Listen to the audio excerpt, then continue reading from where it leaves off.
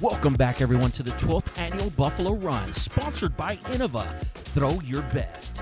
We are now here on the back nine of round 2. We want to give a shout out to all those who have liked, comment, subscribed, listening to your feedback, trying to make this the best post-production we can here. And what an awesome, iconic course here at the famous Buffalo Run Disc Golf Course, McAlester, Oklahoma. We're going to catch everyone up to speed here. We've got Emerson Keith in the lead at 19 down, followed by Connor Rock at 16, Mr. Cawthorne at 15 down, Mr. Jonathan Fletcher, shout out to him, sponsored by Prodigy, making a push from the chase card at 13 along with Mr. Benty, and rounding out Mr. GT Hancock at 12.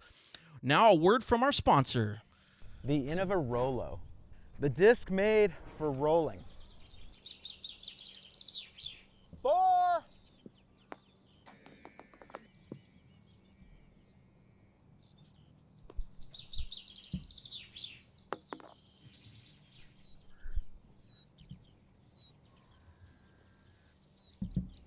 The Rolo, making rollers fun.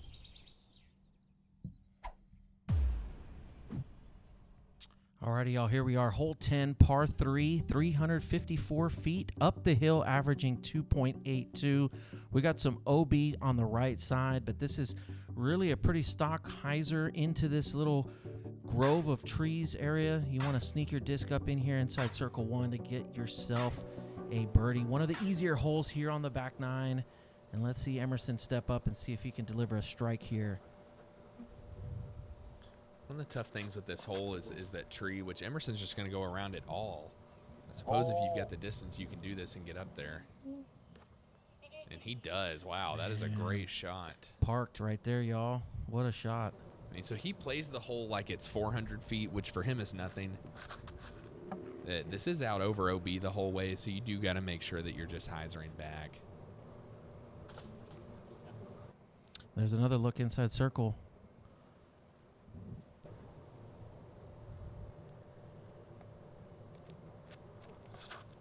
Here's Connor giving it a rip here.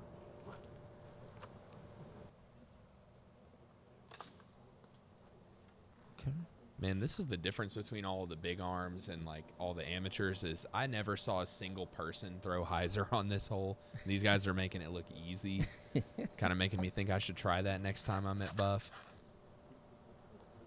Yeah, these guys are just, I mean, this ain't no hobby, right? Yeah, no, they're in it for the money. And those are going to be, you know, inside circle, maybe a little bit of a stance, straddle action. Yeah, one of the big things with this hole is that first group of trees. If you land in there, like you can kind of see Connor in these little cedars. Sometimes there are, little awkward lies that you got to straddle out or do something a little different. It's really the main obstacle for these guys that are able to just go way wide and get around everything. And there we go, 4 for 4, BigFoot frame here. All right, we got hole 11, par 4, 471 feet, coming in at 3.66. So this hole is averaging almost half a stroke under par.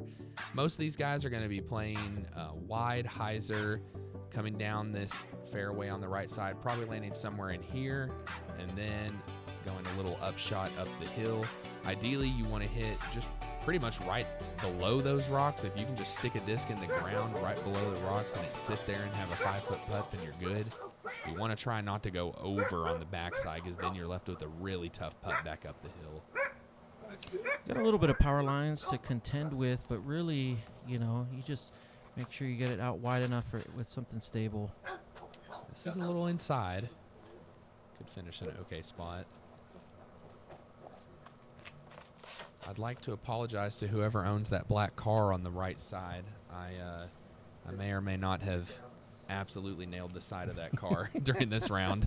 I think what's interesting, too, about this particular hole is that, you know, really once you get this drive in play, you know, you want to make sure that on that next shot, you know, because it is playing pretty back up the hill the other way. So you want to make sure you're giving it enough height. That looks pretty solid right there. Yeah, and for where he was, that looked like a pretty good recovery shot. Good shot. I didn't realize he landed short there. GT's also kind of short here for where I would expect these guys to be. Get in it. Looked like that maybe faded a little left and a little short. See, this is kind of where I expected everybody to be up here, where it's just a nice little toss into that hill. Emerson had an even closer shot. Yeah, that was a bomb from Emerson right there. It's just tough to run that where he is, because if you give that a good bid and you don't hit metal, or even if you do hit metal, you're probably rolling down. Oh, yeah.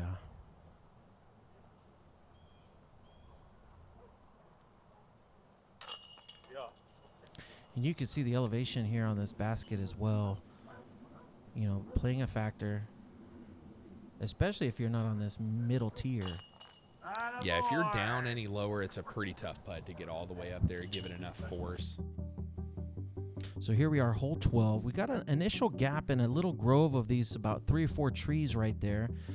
But this hole has a really unique feature here with this this little pond that definitely came into play. You want to definitely get yourself down in here. There's some OB left and OB long. So you want to kind of make it right here on this peninsula. So really there's a couple different gaps. You're going to see a lot of these guys try and hit that inside gap though. Emerson's going to go wide gap. Oh, that was sick. Which I think this is the play. Oh, that was so sick. If you've got that forehand.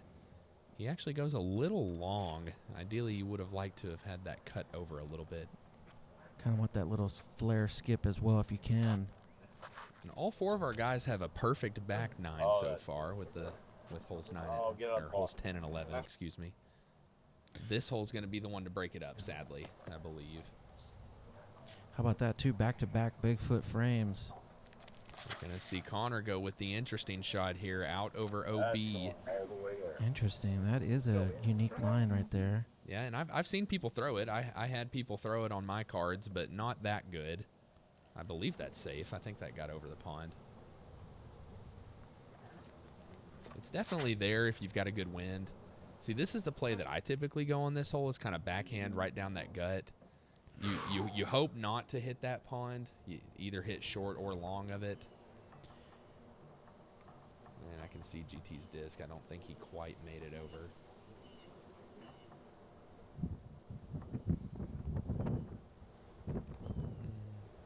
That actually stayed up. That could have been a lot worse if that went off that backside. Definitely could have been a lot worse. Wow. See, see, Emerson puts himself in a good spot. I think his forehand is really built for this hole. Bam, I believe it's the correct play if you have it. 2 very good putts there, back to back. And all things considered, just getting out of here. And we didn't see GT's layup, but he is tapping in the bogey there. So hole 13, par 4, 525 feet. We got an initial Mando right, and really you've got to get this drive about 350 up the middle and setting up a really interesting second shot. So as you can see, there's some trees you got to navigate where the drone is taking this wide gap out here. But then you've got a really interesting upshot here because you've got to go over the road, and you've got to make sure that you're not past those bricks, that brick area where the basket is located. So you have OB long right there on the path, and you've got to make sure that, you kind of navigate this hole, which can get really interesting, especially on the second shot. Yeah, here we're going to see most of these guys just go up and over everything. It's the best way to take all those trees out if you've got the power to do it. And I think all of these guys do. Brandon going with a little more Anheuser, make sure he gets up and over everything. He's landing out there in the open where you want to be. Really makes this hole a lot easier if you can throw, 450 over everything. It's true. And you can see if you're a little short, it definitely, you have a lot more to contend with. I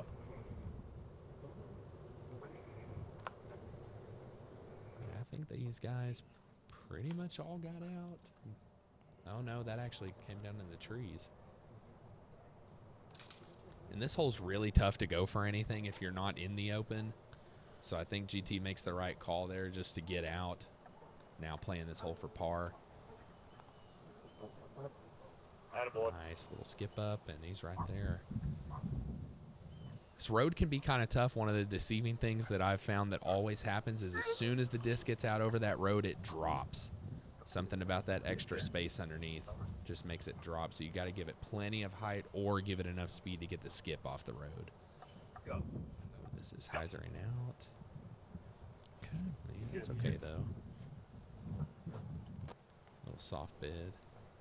So definitely a little bit to think about here, but for these guys, you know, these are just routine, just right there off the backboard, right under the basket.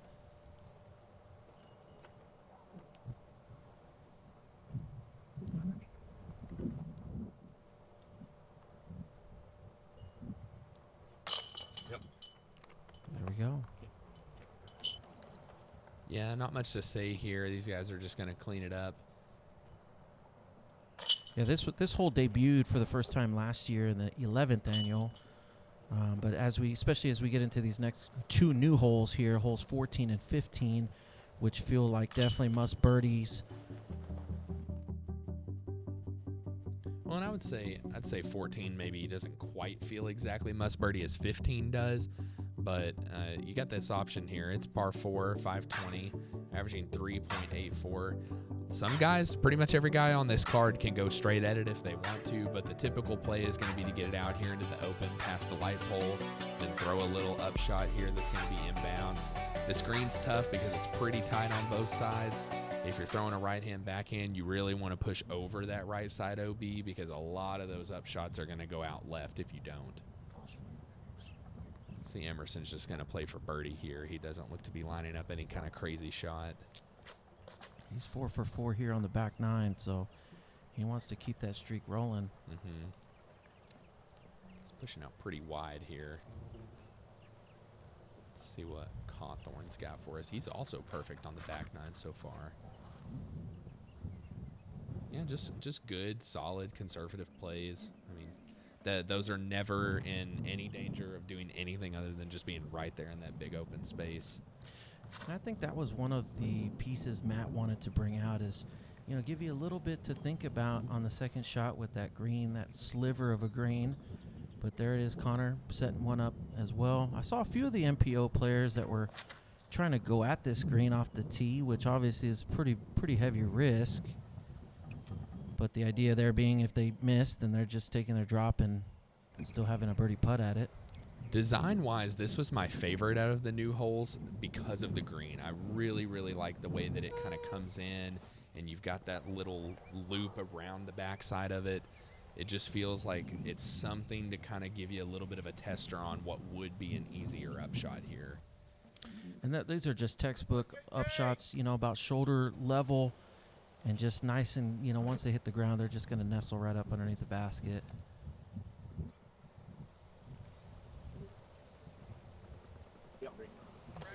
Beautifully done right there from Cawthorne.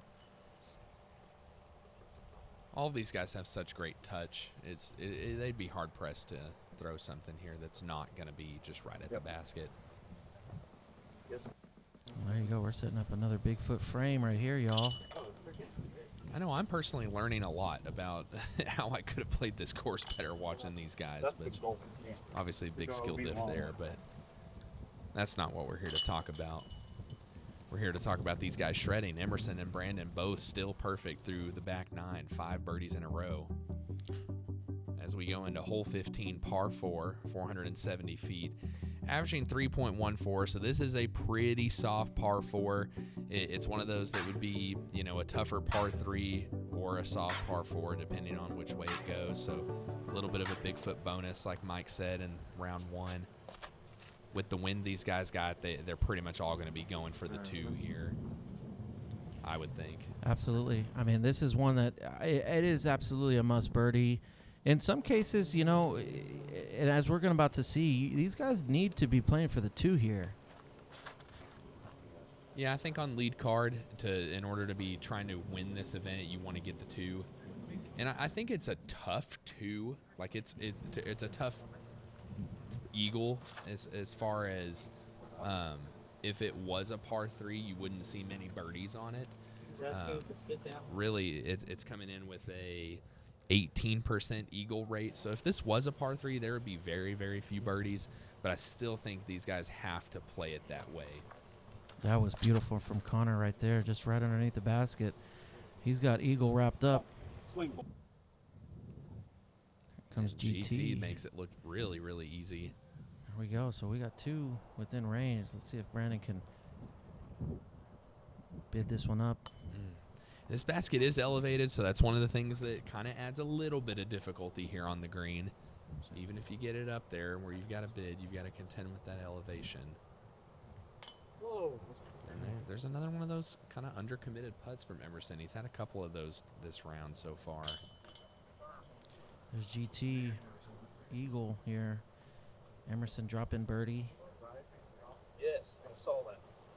You know, Brandon with the drop-in birdie, and of course, you know, making another eagle. Here we are, hole 16, brand new tee pad here. You got double Mando off the tee, and really, what makes this fascinating, you got to set up the tee shot to make that next set of Mandos. So you want to be kind of in this left position. Here you'll see this Mando left piece here, and then there's the second, or I should say, the fourth Mando there in this set. But then now once you get into this area, there's a nice simple shot that you can just be able to play some up shots into it. Definitely threes are a little bit tough here, as a 1,000-foot hole playing 4.74. Yeah, the main thing here is these guys just want to be really as far straight as they possibly can off the tee, because that's what helps set up that next shot to get around the next set of Mandos.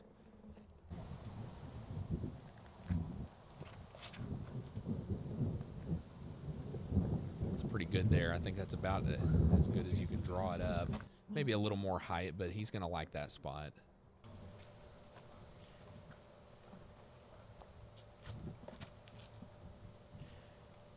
It's drifting right a little bit. Right isn't bad necessarily. It just kind of makes that second shot a little tougher because you're more cut off. Probably makes it more likely that you got to throw a forehand. You can see there on the left side there of your screen here, as we're on the tee, a lot of the construction that's being taken place. It's one of the iconic tee boxes with the OG 16, but let's see how these guys kind of attack this new tee. As I suspected, Emerson is so far right that he's got to go forehand. I think what you really want is be lining up a backhand to get more distance and better placement on that second shot. Ooh, does he go left? He sits. That's A little that's all loose, but you know, he's still there. Gets it up and down. He can still salvage a birdie. You can see these trees are really making it tough on these guys. I think otherwise they would all be having bigger backhand ante shots that ideally kind of pan out and get up there near the basket. But being up here underneath these limbs make it a little tough to do that. You can see Cawthorne had a great line. It just hits that first tree, and there Connor kind of skips up into that next set. So still, you know, I'd say probably still has about 75 to the basket from there. A little low ceiling to deal with. It's that last tree that he needed to miss. See how close Emerson came to going OB on that shot. Man, that looked just, you know, like he kind of burned it down into the ground a little bit. I mean, I think that's a mistake we all make occasionally. So easy to do when you've got that ceiling that you're trying to avoid. Yeah, the camera doesn't do it justice. That is low right there. Yeah, this is a touchy up shot no matter where you're at back there. You're having to curve it around some type of tree, and you're having to keep it low, but driven with that ceiling. Emerson giving this a bid. Does he stay in bounds, though? It's very easy to roll OB if you put a little too much on this putt.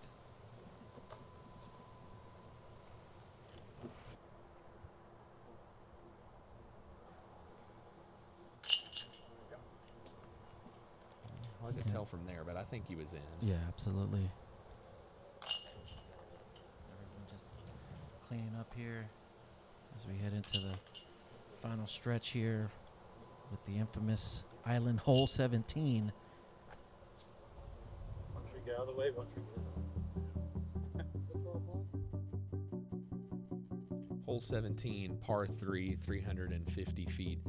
averaging 2.83, so just slightly under par. Really, the biggest thing is missing that pine in the middle and then getting all the way up here to the island. You'll see some players go short and hit that curb, so you just got to give the disc enough that you're getting there. Even though it's 350, I'd say the hole probably plays more like 400 to 410, somewhere in that range. You also don't want to fade out too much because then you're in the road. Making the island right there from Connor. Mm-hmm. A lot of these guys are probably throwing like fairway. Maybe some 9 speeds. Go with the forehand. Is this going to get back? Yes, it does. Good. Oh, yeah. Yeah, that's dialed. And, you know, this is a unique location. The last few years, it hasn't been in this island position. But, you know, the idea being, you know, trying to create some scoring separation, some opportunities to make up shots. And, boy, that was beautiful right there. From, yeah, that could have skipped GT. in if it had a little more. He looked like he threw that pretty conservatively, which that's a good thing on this hole because you don't want to go too long. But, man, he could have skipped that in possibly. And everybody's safely aboard on the island. Let's see if we can convert here for the BigFoot frame. And Cawthorne was able to gain a stroke on Emerson on the last hole. So he's kind of within striking distance. Connor's within striking distance with his eagle on the hole 15 and birdie last hole. That's 8 for 8 for Cawthorne right there. Yeah, he's putting together a really great back nine. Turning it on right there. Already a hole 18, new tee pad, little longer than normal, 383. Got a Mando right off the tee, averaging just slightly over par, 3.07. You got some OB left. You got the cart path on the right side that you got to contend with, and you got to be careful of it because there's definitely a lot of wind potential on this hole, and you still got this gap to hit. There's a little bit more to think about than the normal tee location. Oh yeah, on the basket. That is a great shot from Connor. This hole last year went from an easy birdie last year to now it's actually averaging slightly over par with it being a little further back and having that new Mando.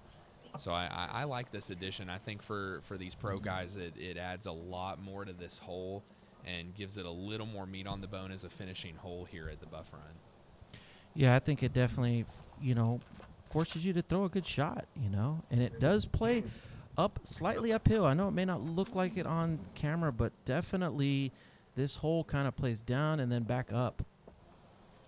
Yeah, I'd say overall, it being at 380, it probably plays more like 430 or so, I'd say. Got to throw a shot about that power to get all the way up that hill. It's just a beautiful shot, too, with the fountain, that sun coming through the trees to your right. It's a great finishing hole. Definitely one of the most scenic and, you know, signature holes. Hey, who's that in the background back there? BigFoot spotted. Let's see if these guys can convert here. Emerson's first up. Really needs this birdie to hold off Connor and Cawthorne.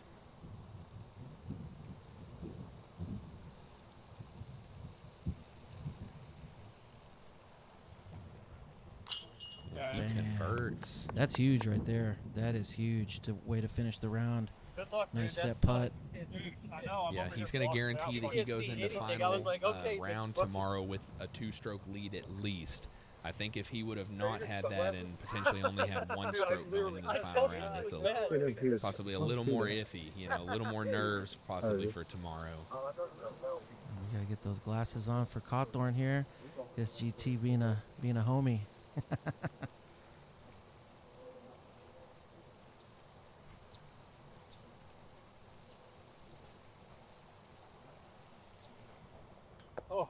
Ooh, just off.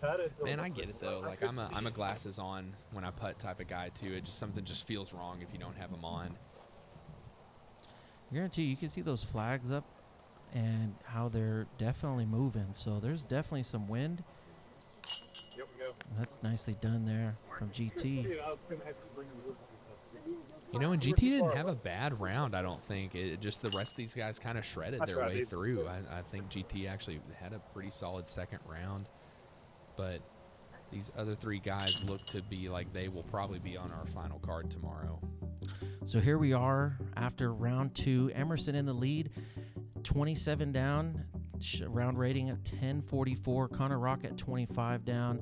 Got Brandon Cawthorne at 23 and GT at 18. We had Jonathan Fletcher make a move at 16 down. Scott Adams at 13. And a group of others right there with him at 13 down. So, hey, we appreciate everybody for tuning in. We hope you like, comment, subscribe. Be sure and give us some feedback. You know, we're appreciative of all of our sponsors, especially this year's title sponsor, Innova, Champion Discs.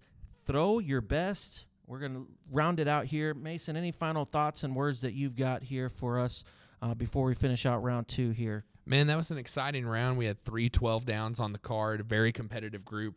I'll be very excited to see what these guys do tomorrow for the final round, see if maybe Connor or Brandon or even GT can make that final push up there to challenge Emerson. He's clearly had control the entire tournament, so can he maintain that going into this final round?